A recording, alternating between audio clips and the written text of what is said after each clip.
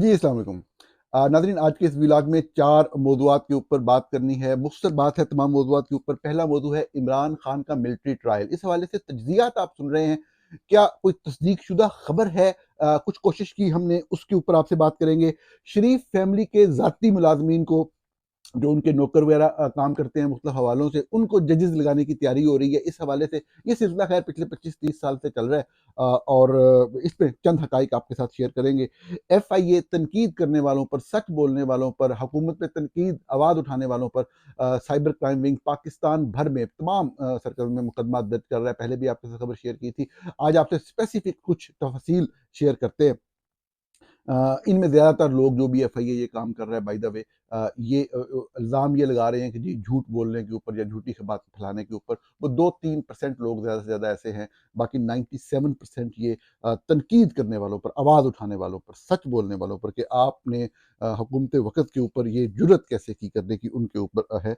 इसी तरह पीका तरामीम के हवाले से हम बात करेंगे कि पाकिस्तान इलेक्ट्रॉनिक क्राइम्स एक्ट के हवाले से बहुत ही खौफनाक तरमीम आ रही हैं। इसी मौजू से बात को शुरू करते हैं नाज़रीन। इसमें सबसे अफसोसनाक पहलू ये है कि पाकिस्तान में चंद इंतहाई बददियानत ह्यूमन राइट एक्टिविस्ट, जो जिनका काम होता है इस हवाले से आवाज़ उठाना, वो पॉलिटिकल अलाइनमेंट ले चुके हुए हैं। इमरान खान से मुखालफत या दुश्मनी की वजह से वो एक झूठ बोलते हैं, अमूमन बोलते हैं कि जी इमरान खान ने ये कर दिया, या इस कानून के हवाले से, आज़ादी इज़हार राय दबाने वाले कानून के हवाले से। हालांकि हकीकत यह है कि पिक्का जो है ये लेकर भी नवाज शरीफ आए थे, और इसमें जो पहली मेजर जो अमेंडमेंट अब होने जा रही है, जो कि अमेंडमेंट पहले भी हुई, लेकिन जो खौफनाक 3 अमेंडमेंट्स हैं, उसका सेहरा भी जनाब नवाज शरीफ के सर जाता है। नवाज शरीफ को इस फन में कमाल हासिल है कि किस तरीके से अवाम को, अवामी राय को फौजी ताकत के साथ मिलकर दबाना है, सुप्रेस करना है। इसमें उनको मलका हासिल है, उनका कोई कंपेटिटर ना है, ना हो सकता है। बददियानत ह्यूमन राइट एक्टिविस्ट कभी भी इस हवाले से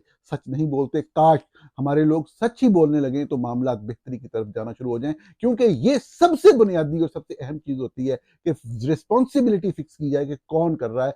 फौज तो जालिम है, काबिज है, वो तो ये सब करती है, लेकिन उनको कंधा फराहम करने वाले लोग कौन होते हैं, और कहीं ना कहीं कुछ ना कुछ रेजिस्टेंस पेश करने वाले लोग क्या होते हैं। जब इस हवाले से मुनाफकत आती है, झूठ आता है, तो फिर काम खराब होता है। पीका कवानीन के हवाले से मैं आपको अर्ज कर देता हूं कि जो इस वक्त तरमीम की जा रही हैं इंतहाई खौफनाक हैं। आप देखते जाएं कि 2016 में PMLN की गवर्नमेंट लेके आई, आज़ादी इज़हार राय और प्राइवेसी पर सख्त मुजवजा तरमीम जो हैं, उसकी वजह से वो तनकीद का सामना रहा। अ, हुकूमत अपनी अब इस कंट्रोल हासिल करना चाहती है। ऑनलाइन जो सरगर्मियां हैं शहरियों की, उसके ऊपर अपनी मर्जी का कंटेंट क्रिएशन चाहती है। ऑब्वियसली कोई भी शख्स किसी जराइम पेशा एक्टिविटी को सपोर्ट नहीं कर सकता। किसी शख्स ने किसी भी ऐसे जुर्म का इर्तकाब किया है जो कि किसी शहरी को या रियासत को नुकसान पहुंचाने के मामले में आता है, तो बिल्कुल होना चाहिए। लेकिन अगर आपके मुल्क के अंदर फौज सियासत में मुदाखलत कर रही है, फौजी जर्नेल खुद टीवी पर बैठकर कहते हैं हम कर रहे हैं, तमाम सियासतदान ये बात कहते हैं, तो एक शहरी जब ये बात करे तो वो कैसे आप उसको जो है वो इस तरह के नवाज शरीफ के कवानीन के अंडर सजाएं दे सकते हैं? आप खुद बैठ के जो मर्जी क्या अब मैं कहूँ करते रहें टीवी के ऊपर, बकवास मारते रहे, मैं ये कहना चाह रहा था। लेकिन ये है कि आम शहरी अगर वही वाला सच अपने अल्फाज में लिखे, तो आप उसकी जो है वो गर्दन दबोचने की कोशिश करते हैं, सिर्फ इसलिए कि जी शरीफ फैमिली का जो इक़्तिदार है वो बरकरार रहे। तो मैं आपके सामने बताता हूँ कि इसमें क्या चीज़ें हैं। ज़्यादातर तरमीम जो इसमें शरीफ फैमिली लेके आ रही है इस स्पीकर ऑर्डिनेंस के अंदर, उसमें जो गैर आइनी, गैर कानून साजी और आइन से मुतसादम ऐसे चंद ऑर्डिनेंसेस या ऐसे अहकामात, सर्कुलर जो हुकूमत ने जारी किए, जिनको अदालतें पहले ही गैर आइनी करार दे चुकी हुई हैं कि आइन की स्पिरिट के खिलाफ हैं, उन पे मुश्तमिल एक पैकेज जो है वो पीका के अंदर वो तरमीम करने की कोशिश की जा रही है। सोशल मीडिया की तारीफ को तब्दील करने की कोशिश की गई है। क्या किया गया है वो बताते हैं आपको।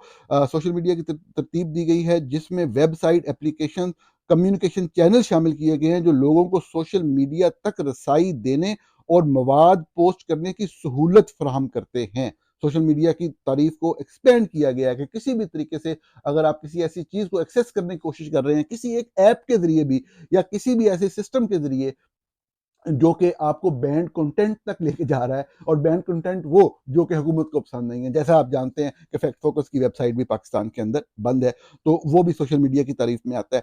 ये तरमीम वीपीएन को हदफ बनाती है, क्योंकि इससे कानून की हदूद को बढ़ाया जाएगा, जिससे वीपीएन की ब्लॉकिंग जायज़ होगी। नई तारीफ में किसी भी शख्स जो सोशल मीडिया तक रसाई फराहम करने वाले निज़ाम का इंतज़ाम करता है, को भी शामिल किया गया है, जिससे कंट्रोल की हदें और वसी हो जाती हैं। इस तरमीम के अंदर जो इस वक्त आ रही है, इसमें वीपीएन को ब्लॉक करने के लिए कुछ मज़ाक़ खेज़ बातें लिखी गई हैं कि कोई भी ऐसा सिस्टम जो आपको ब्लॉक्ड कंटेंट की तरफ ले जाने में मदद फराहम करे, तो उसको इस्तेमाल करना भी जो है वो कानून की वायलेशन होगा। लेकिन मैंने आपको अर्ज़ किया पहले, इस मौजू से अलहदा बात है कि वीपीएन को ये कभी भी बंद नहीं कर सकते।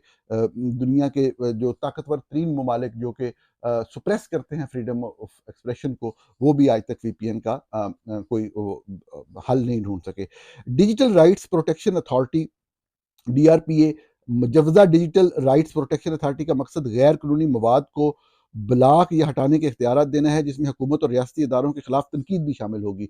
एक अथॉरिटी ऐसी बनाई जा रही है जो कि हुकूमत जिसके लोगों को अपॉइंट करेगी, और वो फैसला करेगी कि कौन सी चीज़ जो है वो इदारों के खिलाफ है, तो वो उस मवाद को हटाने का इख्तियार उसके पास होगा।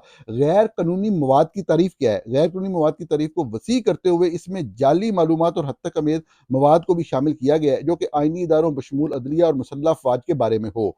इसका मतलब ये है कि पार्लियामेंट, मुंतखब नुमाइंदगान और दीगर रियासी इदारों पर तनकीद रोकी जा सकती है, अगर डीआरपीए इसे हद तक समझ ले तो। बात यह है कि अगर किसी ने कोई झूठी खबर दी है, किसी पे इल्ज़ाम लगाया है, इल्ज़ाम से मुराद ये है कि किसी फौजी अफसर के बारे में किसी ने कह दिया जी कि इसकी ने करप्शन की है और अरबों रुपए की जायदाद बैरून मुल्क बनाई है। अब उसने नहीं बनाई फ़र्ज़ करें, तो बिल्कुल कार्रवाई होनी चाहिए। कौन कह रहा है कार्रवाई ना करें?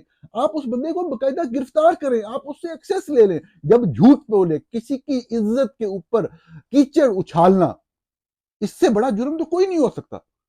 अब जैसे मैं कहता हूं कि जो बेगम कुलसूम नवाज हैं, उनके नाम पे वो दुनिया से चली गई, उनके नाम पे उनकी जिंदगी में शरीफ फैमिली ने करोड़ों रुपए के तोहफे नजायज तौर पे गलत तरीके से कम पैसे देकर, जो पॉलिसी 2013 में तब्दील करनी थी, रिवाइज करनी थी, रेट बढ़ाना था, वो ना करके मुसलसल लिए। अब अगर ये मैं झूठ बोल रहा हूं तो मेरे खिलाफ कार्रवाई होनी चाहिए। लेकिन अगर ऐसा हुआ है तो ये बहुत गलत बात है ना।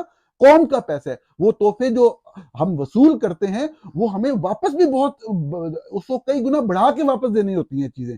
तो वो कौम के पैसे से, टैक्स पेयर के, गरीब आवाम के पैसे से, जो मेहनत मजदूरी करते हैं, उनके टैक्स के पैसे से वो पैसे जाता है। और ये लोग पूरी दुनिया में जायदादें बनाते फिरते हैं और पैसे और इस तरह की चीजें इकट्ठे करते फिरते हैं। कोई कार्रवाई नहीं, कोई पूछ प्रतीत नहीं, कोई उसके ऊपर इन्वेस्टिगेशन नहीं। तो ये मतलब जो सच है वो आना चाहिए, जो झूठ है उसके ऊपर बिल्कुल कार्रवाई हो, कोई नहीं कह रहा। लेकिन इसमें सच और झूठ का फैसला ये वाली अथॉरिटी करेगी। इस अथॉरिटी में जो लोग अपॉइंट होंगे, वो हुकूमत के तरफ से उनका नाम आएगा। डीपीआरए की खुद मुख्तारी, इस अथॉरिटी की खुद मुख्तारी मशकूक है, क्योंकि इसके सरबराह और दीगर अरकान का जो इंतखाब है वो हुकूमत करेगी। आज़ादी सहाफ़त में कमी, साफ ज़ाहिर है कि इसमें जिस तरीके से झूठी मालूमात का फ़ैसला ये अथॉरिटी कर रही होगी, इनके पास कोई ऐसा मैकेनिज़्म नहीं है, कोई ऐसा प्रैक्टिकल या और प्रोफ़ेशनल अप्रोच नहीं होगी कि जिसके ऊपर ये इस बात का फ़ैसला करें। और ये लोगों को अब सिर्फ़ तनकीद की वजह से, कोई बंदा फ़ौज की सियासत में मुदाखलत में तनकीद कर रहा है, उसके ऊपर ये उसके खिलाफ कार्रवाई करने का इख्तियार उसको दिया जा रहा है, जो कि इंतहाई गलत है। ये आर्टिकल 19 जो है आइन का, उसकी खिलाफ वर्दी है, आज़ादी सहाफ़त की खिलाफ वर्दी, आज़ादी इज़हार राय की खिलाफ वर्दी है, आइन का हुलिया बिगाड़ने की कोशिश की जा रही है। ये लेजिस्लेशन है, कानून साज़ी है, जो आइन से मुंसदम हो ही नहीं सकती। बिल्कुल आइन से मुंसदम कानून साज़ी करने की पूरी कोशिश है इस वक़्त। इंटरनेट तक रसाई और प्राइवेसी की मौजूदा सूरत-ए-हाल, हुकूमत पर शहरियों की प्रोफाइलिंग करने, उनके फ़ोन चेक करने और सियासी नज़रियात की बुनियाद पर इन्हें हिरासत लेने का इल्ज़ाम है। वीपीएन्स की ब्लॉकिंग और आहिस्ता या गैर फ़ाल ऐप्स पाकिस्तान में इंटरनेट और टेलीकम्युनिकेशन खदमात की ख़राब हालत को ज़ाहिर करती हैं। गैर शफ़ाफ फ़ायरवाल और प्राइवेसी के तहफ़्फ़ुज़ात का फ़ुक़दान शहरियों की प्राइवेसी के हकूक़ के ऊपर अ, ये डॉन अखबार के अंदर एक आर्टिकल छपा। बोलो भी एक डिजिटल राइट्स की तंजीम है, उनके डायरेक्टर ने ये लिखा। उसमें से चंद पॉइंट लिए गए। गाहे बगाए आपके साथ यही वाली चीज़ें मैंने 2 दिन पहले भी आपके साथ शेयर किया। इसमें ज़्यादा आर्टिकुलेट और इसमें बेहतर अंदाज़ में बात को बयान किया गया था। मैंने आपके सामने रखे, बहुत खौफ़नाक कानून है। पाकिस्तानी शहरियों की हर तरह की आज़ादी सिर्फ़ एक शरीफ फैमिली के इक़्तिदार के तसलसल को यकीनी बनाने के लिए जो है वो सल्ब की जाएगी। अफ़सोसनाक सूरत-ए-हाल, खुदा ताला हमें इस सूरत-ए-हाल से बचाए। इसी तरीके से नाज़रीन आगे चलते हैं। एफआईए बहुत बड़ा क्रैकडाउन कर रही है पूरे मुल्क में। हमने खबर ब्रेक की थी, तकरीबन 1000 लोगों को इस शिकंजे में लाने। ये सब वो लोग हैं जो एक्टिव लोग होंगे, जो एक्टिवली गवर्नमेंट के बारे में लिखते हैं, तनकीद करते हैं, उनको निशाना बनाया जाना मकसूद है। इसमें आज रोज़नामा जंग में असद बिन हसन की ये खबर है, जिसके मुताबिक वहाँ पे तकरीबन 160 मुकदमात का इंदराज हो चुका है, जिसमें से 25 लोगों को गिरफ्तारियाँ की गई हैं। सैकड़ों अकाउंट्स जो हैं, सोशल मीडिया अकाउंट्स जो हैं, वो बंद किए गए हैं। ज़ोर ज़बरदस्ती सब कुछ किया गया है। इस्लामाबाद के अंदर भी धरने के बाद धरने के आखिरी दिन कुछ अकाउंट से बहुत अहम वीडियोज़ एविडेंस के तौर पे शेयर की गई, जिसमें से कुचले जाने वाले एक शख्स की वीडियो भी शामिल थी। वो वीडियो को भी हटाया गया और वो जिसका अकाउंट था उस बंदे को भी अकाउंट डीएक्टिवेट करने पे मजबूर किया गया। अ या लोगों से ज़ोर ज़बरदस्ती इस तरीके से एविडेंस को ख़त्म करने का एक सिलसिला जारी है। इस्लामाबाद में जिन लोगों के ख़िलाफ़ अब तक पर्चे दर्ज हुए हैं, उनकी तादाद तकरीबन 47 है या 49 है। मैं आपके सामने ये तमाम नाम पढ़ देता हूँ। इनमें नाम अब्दुल कादर हैं, अब मैं था ज़रा इसमें मज़ीद उसको उनकी आइडेंटिफ़िकेशन नहीं करना चाहता। अदील रज़ाक हैं, आमिर मुग़ल हैं, अल्ताफ़ अकबर हैं, आयशा सदीक़ा जो राइटर हैं वो हैं, फ़हद काज़ी हैं, ग़ुलाम नबी हैं, हरमीत सिंह हैं, हुसनैन रफ़ीक हैं, जो पर्चे दर्ज हो चुके हैं, मैं उनकी बात कर रहा हूँ। इमरान खटाना हैं, इज़हारुल्लाह हैं, जिब्रान इलियास हैं, खुर्रम शहज़ाद बट हैं, मसूद अहमद ख़ान हैं, मरियम शफ़क़त मलक हैं, मोहम्मद अहमद हैं, मोहम्मद अहमद नूरानी हैं, मोहम्मद दानियाल हैं, मोहम्मद गुलज़ार हैं, मोहम्मद इमरान हैं, मोहम्मद इसहाक़ हैं, मोहम्मद जमील ज़फ़र हैं, मोहम्मद नदीम अब्बासी हैं, मोहम्मद रियाद हैं, मोहम्मद सलीम हैं, मोहम्मद ताहिर हैं, मोहम्मद तुफ़ैल हैं, मोहम्मद ज़फ़र हैं, मोहम्मद ज़फ़र प्राचा हैं, नज़र हुसैन हैं, नियाज़ मोहम्मद हैं, नूर नवाज़ ख़ान हैं, रिज़वान अहमद ख़ान हैं, सलमान दुरानी हैं, सीमाबा ताहिर हैं, शहाब हुसैन हैं, सिकंदर अली हैं, सैयद हैदर रज़ा मेहदी हैं, सैयद वासिफ़ तकीर काज़मी हैं, सैयद वकास अहमद जान हैं, तैयब इमरान हैं, उल कमर उल कमर आई आई थिंक एक हिस्सा मिसिंग है इस नाम का। इसी तरह ज़िक्रिया ख़ान हैं, ज़ीशान महबूब हैं, ज़ुबैर अकबर हैं। ये इस्लामाबाद के अंदर इनके ख़िलाफ़ हुए। बाकी शहरों का भी आपको बताया। ये एक कार्रवाई जारी है उन लोगों के ख़िलाफ़ जो कि किसी भी हवाले से हुकूमत के ऊपर ख़ुसूसन 26 नवंबर के हवाले से तनकीद करते हैं। मैंने अपने हवाले से जो मेरा नाम आया इसके अंदर मैंने चेक करने की कोशिश की। सहाफ़ी हैं शाकर अब्बासी, उन्होंने एक तफ़सील शेयर की जो मैंने पॉलीक्लिनिक से तस्दीक करने के बाद जारी की, जिसमें ज़ख्मियों के नाम, बुलेट इंजरीज़ और जो 2 शहादतें हुई उस वक़्त तक उसकी जो तफ़सील थी, बुलेट इंजरी से जो शहादतें हुई, गन शॉट से शहादतें जो हुई उसकी तफ़सील वो मैंने तस्दीक की कि ये सही है। तो उसमें मेरा नाम, उस तस्दीक करने में मेरा नाम की वजह से पर्चा जो है वो दर्ज किया गया। शरीफ फैमिली के जजेस की तैनाती का सिलसिला जारी है, उसके ऊपर मुख्तसर से आपके सामने हक़ाइक़ रखते हैं और फिर अपने आखिरी मौज़ू की तरफ चलते हैं। खाली असामियों के लिए जो 21 दिसंबर को इजलास होना है, उसमें जजेस की नामज़दगियाँ भी मौसूल हो गई हैं। चीफ जस्टिस आमिर फ़ारूक ने डिस्ट्रिक्ट सेशन जज आज़म ख़ान और शाह अर्जुमंद ख़ान के नाम तजवीज़ किए हैं। आप लोग जानते हैं ये जजेस हुकूमत की के लिए हर तरह की खिदमात सर अंजाम दे रहे हैं। मुसलसल जिस तरीके से शरीफ फैमिली चाहती है, जो उनकी ख्वाहिशात होती हैं, उसके मुताबिक ये सिलसिला चल रहा है। और उन्हीं खिदमात के तौर पे उनको आला अदलिया में लाया जा रहा है। इस मुल्क को ख़त्म करने की इससे बड़ी कोई कोशिश नहीं हो सकती कि इंतहाई गलीज़ लोगों को, घटिया लोगों को, बेकार लोगों को, कैसे मैं बेकार कह रहा हूँ, मैं आपको आर्गूमेंट से साबित करता हूँ, सबूत से साबित करता हूँ। जो आईएसआई की तरफ से जो जो खातून जो मेंबर हैं जुडिशियल कमीशन की, और खुर्शीद बरोचा, उनकी तरफ से नाम दिया गया है डिस्ट्रिक्ट एंड सेशन जज हुमायूं दिलावर का। ये हुमायूं दिलावर वो हैं जिन्होंने इमरान खान के खिलाफ तोशाखाना केस में फैसला दिया था, आपको याद होगा।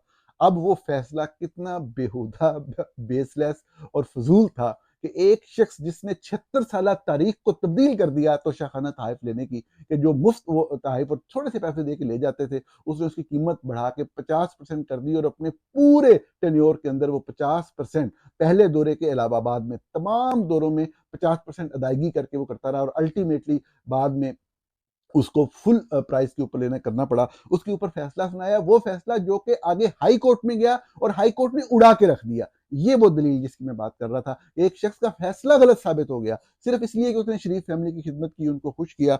ऐसे घटिया इंसान को मतलब है कि जजेस के तौर पे तैनात करवाने की कोशिश करना, इससे घटिया हरकत नहीं हो सकती मुल्क के खिलाफ, मुल्क की अदलिया के खिलाफ। इसी तरह जो बैरिस्टर गौहर अली खान हैं, इन्होंने नाम दिया है काशिफ़ अली मलिक का। काशिफ़ अली मलिक जो हैं ये बैरिस्टर गौहर खान जो हैं ये पीटीआई के हैं, के चेयरमैन हैं। ये किसी दौर में एतजाज़ अहसन साहब के साथ काम करते थे। उनके जूनियर थे। और इनके इनके कोलीग थे वहाँ पे काशिफ़ अली मलिक, उन्होंने उनका नाम दिया काशिफ़ अली मलिक, वैसे चौधरी निसार साहब के भांजे हैं। बहुत अच्छे वकील हैं वैसे। इसमें कोई शक नहीं उनकी काबिलियत के ऊपर। इसी तरह ज़ुल्फ़िकार अली अब्बासी नामज़द रुकन कमीशन बराए इस्लामाबाद हाई कोर्ट की तरफ से एडवोकेट कमर हुसैन सब्ज़वारी का नाम दिया गया। सुप्रीम कोर्ट के सीनियर जज मंसूर अली शाह की जानिब से सुल्तान मज़हर शेर खान का नाम दिया गया है। फ़रूच नाइट की तरफ से कमर सब्ज़वारी, उमर असलम खान, दानियाल एजाज और काशिफ़ अली के नामों की तजवीज़ दी गई है। ये वो मुख्तलिफ नाम हैं। मैं ये समझता हूँ कि वकला बरदारी के ऊपर ये बड़ा अहम वक़्त है कि वो इकट्ठे हों, अपने अदारे को तबाह होने से बचाएँ। इसमें कोई चीज़ नहीं होती कि मेरा जज, तेरा जज। असल बात ये है कि इस तरीके से जिस तरह एक मंडी लगने जा रही है, पाकिस्तान में अदलिया के अदारे को तबाह करने की बुनियादी तरीन कोशिश 26वीं आईनी तरमीम के ज़रिए की गई, वो तो जब रिवर्स होगी, होगी, लेकिन उससे पहले जो ये एक प्रोसेस स्टार्ट किया है, इसमें शरीफ फैमिली पूरी कोशिश करेगी। ये हमेशा से इसी तरह की सियासत करते चले आ रहे हैं। आपने देखा किस तरीके से जजेस को डिक्टेट किया जाता था। शहबाज शरीफ की जो एक ऑडियो कॉल थी मलक क़य्यूम के साथ, उनको हदायत नवाज शरीफ के बिहाफ पे हदायत देते हुए, वो आप लोगों ने सुनी। किस तरीके से साकिब निसार की अपॉइंटमेंट हुई, किस तरीके से खुस्सा साहब की अपॉइंटमेंट हुई, उसके बारे में हक़ाइक़ खुद नवाज शरीफ अपने मिलने वालों को बताया करते थे कि कौन सिफ़ारिश लेके आया, कोई कैसे आया, कैसे उन्होंने उनको नवाज़ा और आज ये जज मेरे खिलाफ फैसले करते हैं। लेकिन खैर, इसीलिए पाकिस्तान तबाही के इस दाने पे खड़ा है। नाज़रीन, आखिरी मौदू की तरफ चलते हैं, बहुत अहम है। पिछले 4-5 दिन से मैं देख रहा हूँ कि लोग ये डिस्कस कर रहे हैं और फतवे दे रहे हैं कि अब इमरान खान के खिलाफ जो है ना, वो अब तो मिलिट्री ट्रायल होगा, क्योंकि फैज़ हमीद के खिलाफ जो है वो सियासत में मुलव्वस होने का इल्ज़ाम जो है वो लगाया और सियासत में साफ ज़ाहिर है उनका तल्लुक इमरान खान से था। तो इस हवाले से लेकिन मैंने इस स्पेसिफिक पॉइंट पे कमेंट इसलिए नहीं किया कि मैं इस पे पहले एक दफ़ा बात कर चुका था, तो मैं ताज़ा तरीन सूरत-ए-हाल चेक करना चाह रहा था कि मुझे भी कुछ पता लगे कि है क्या और फिर आपके सामने रखूँ। एक चीज़ तो मैंने आपके साथ कल शेयर की कि जो कनेक्शंस वाली बात है, वो तो अंसार अब्बासी साहब की खबर से भी साबित हो रहा है कि उसमें बहुत क्लियरली बताया जा रहा है कि डायरेक्ट कनेक्शन का कोई एविडेंस उनके पास नहीं है। और किसी भी तरह की जो ये बात मैं आपको बता चुका हूँ कि कंस्पिरेसी में इन्वॉल्वमेंट के हवाले से कोई बात ही नहीं है। बात सिर्फ़ यही है कि वो रिटायरमेंट के बाद भी एक्टिव थे। जो उन्होंने इतने बड़े-बड़े जुराइम किए, फैज़ हमीद ने वर्दी पहन के पाकिस्तान में पॉलिटिकल इंजीनियरिंग और लोगों को, सहाफ़ियों को, ह्यूमन राइट एक्टिविस्ट को तशद्दुद का निशाना बनाने या जान से मार देने के, और जिसके ऊपर सज़ाए मौत बनती है, उसके ऊपर कोई कार्रवाई नहीं हो रही। अब भी बहरहाल हम उनकी सज़ाए मौत के ऊपर उनके मुतालबे इसके कि जो मर्ज़ी आपने करना है, चाहे आप जनरल बाजवा के खिलाफ कार्रवाई ना करें, जिस मर्ज़ी जुर्म के अंदर एक शख्स मौत का हकदार है, इसने इतने बड़े-बड़े जुराइम किए हैं, आप दें, उसको उम्र कैद दे के बचाने की कोशिश ना करें, या उसको पहले मरले में सज़ाए मौत दे के और दूसरे मरले में अपील में उम्र कैद में बदलने की कोशिश ना करें। अच्छी बात है, आप जो भी कर रहे हैं वो करें। लेकिन इमरान खान के हवाले से मैं आपको अर्ज़ कर रहा हूँ कि पॉलिटिकल कनेक्शंस, आपने कल की खबर, सबसे अहम खबर मेरे ख़्याल में अंसार अब्बासी साहब की इस हवाले से थी। उसमें बहुत क्लैरिटी के साथ देख लिया कि इतनी लंबी जद्दोजहद के बाद फैज़ हमीद की इन्वेस्टिगेशन की रोज़ाना की बुनियाद पे वीलॉगर से आज फैज़ हमीद ने ये कहा है, अब उसका फलाने से तल्लुक साबित हो गया है, अब ये हो गया है। आखिरी खबर जो है वो अंसार अब्बासी साहब की है, जिसमें आपको क्लियरली नज़र आ रहा है कि पॉलिटिकल कनेक्शन इमरान खान के हवाले से, राब्तों के हवाले से किसी तरह की कोई बात नहीं है। रवाबत के ज़रिए पैगाम रसानी वाली बातें हमेशा आपको पता है वो चलती रहती हैं। तो अब बात ये है मिलिट्री ट्रायल की। तो ये जो मैं बात आपके सामने रख रहा हूँ, ये तो हक़ाइक़ हैं। तो क्या अगर हक़ाइक़ ये कहते हैं तो आगे अमल दरामद भी ऐसे होगा? नहीं, ये बात नहीं है। पाकिस्तान में ताकत का कानून है, कुछ भी ना हो तब भी वो मतलब है कि कोई भी कार्रवाई कर सकते हैं। जंगल का कानून तो यही होता है ना। तो मिलिट्री ट्रायल के हवाले से लेटेस्ट सूरत-ए-हाल अब भी वही है जो मैं आपने आपके सामने चंद दिन पहले बयान की थी कि इस हवाले से किसी किस्म का कोई फैसला नहीं किया गया है। साफ-ज़ाहिर है द बेसिक प्रिंसिपल जो है वो सेव माई एस है। I am sorry to use this word but ये मुझे इसी तरह से बताया गया कि जो आर्मी चीफ हैं वो अपनी आपको बचाना चाहते हैं किसी भी तरीके से। अब उसमें अगर उनको लगता है कि इमरान खान को कोई रिलीफ मिला या ये बाहर निकल गए तो ये तो मुझे खा जाएंगे या मेरे लिए नुकसानदेह होंगे, तो वो उनको किस हद तक नुकसान पहुंचाते हैं, किस हद तक कैद में रखते हैं या उनके खिलाफ जो अमल है उसको किस हद तक लेके जाते हैं, ये आने वाले इवेंट्स तय करेंगे। अभी तक किसी तरह का कोई फैसला नहीं है कि मिलिट्री कोर्ट में ट्रायल होना है या नहीं होना है, करना है या नहीं करना है। लेकिन इसका किसी तरह के फैक्ट से कोई ताल्लुक नहीं है कि फैज हमीद ने ये कह दिया, अब ये साबित हो गया, अब ये साबित हो गया। इसका ताल्लुक सिर्फ एक बात से है कि आसिम मुनीर साहब किस तरह से अपने आप को बचा सकते हैं, सेफ रह सकते हैं, ये बात आप भी जानते हैं। आप चाहे एक सियासी जमात से हो, दूसरी से हो, तीसरी से हो, कि अगर इमरान खान बाहर आते हैं तो वो जिस शख्सियत के मालिक हैं वो कभी भी सुकून से नहीं बैठेंगे। उनके बदतरीन नाकद उन पे तनकीद करते हुए ये वाला फिक्रा कह रहे होते हैं और ये बात दुरुस्त है। जो सच्ची बात है उसको मानना चाहिए। इमरान खान सियासत करेंगे, इमरान खान लोगों की जो भी मुतालबात है, जो भी आवाज़ है वो चलेंगे। उस चीज़ से आसिम मुनीर की बादशाहत को खतरा है। वो किस तरीके से अपनी बादशाहत को, अपने आप को सेव करते हुए, सेफ प्ले करते हुए इमरान खान से निपट सकता है, ये टारगेट है, ये मकसद है। उसके लिए चाहे कोई डील करनी पड़े, वो आगे किस तरह की डील होती है, क्या उसके मामलात होते हैं, वो अलग बात है, या सज़ा देनी पड़े, चाहे वो मिलिट्री कोर्ट की फॉर्म में हो, मिलिट्री ट्रायल की फॉर्म में हो, वो आने वाला वक़्त डिसाइड करेगा। वो अपने आप को सेफ रख के वो आगे चलना चाह रहे हैं। इस हवाले से फाइनल फैसला बिल्कुल नहीं हुआ। जो लोग भी आपको खबरें दे रहे हैं, वो अपने बात को फैलाने के लिए और ख़्वाम-ख़्वाह सनसनी पैदा करने के लिए, तवज्जो हासिल करने के लिए बातें कर रहे हैं। इस हवाले से कोई खबर अभी तक फाइनल नहीं है, कोई फ़ैसला इस हवाले से नहीं हुआ। और इस मामले का लास्ट सेंटेंस बहुत अहम आप सब लोगों के लिए, फैज़ हमीद के मामले से कोई ताल्लुक नहीं है। इसका ताल्लुक जनरल आसिम मुनीर के मुस्तकबिल और उनकी सेफ्टी से है। प्रोग्राम देखने का बहुत शुक्रिया।